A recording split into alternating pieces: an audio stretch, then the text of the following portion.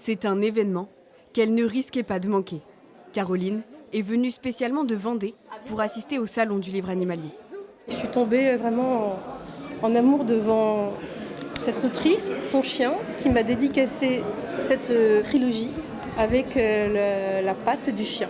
Je suis venue exprès pour ça, parce que je n'avais jamais entendu parler d'un autre salon animalier avant. La BD en question raconte les aventures des chiens de cette autrice.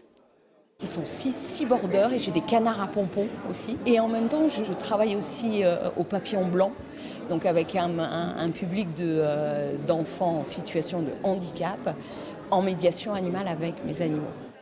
Ce salon est le premier du genre en France. Il rassemble des auteurs jeunesse, des illustrateurs, mais surtout des auteurs engagés pour la cause animale.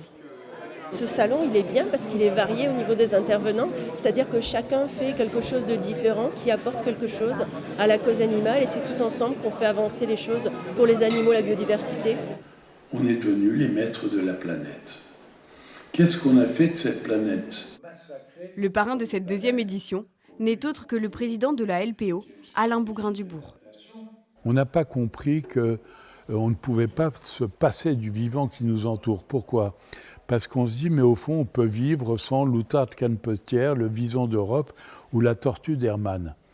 Et en fait, à force de dire ça, on est en train de désincarner le vivant dont nous faisons partie et dont nous dépendons. Le salon a attiré plus de 1000 visiteurs. Une troisième édition aura bien lieu en 2027.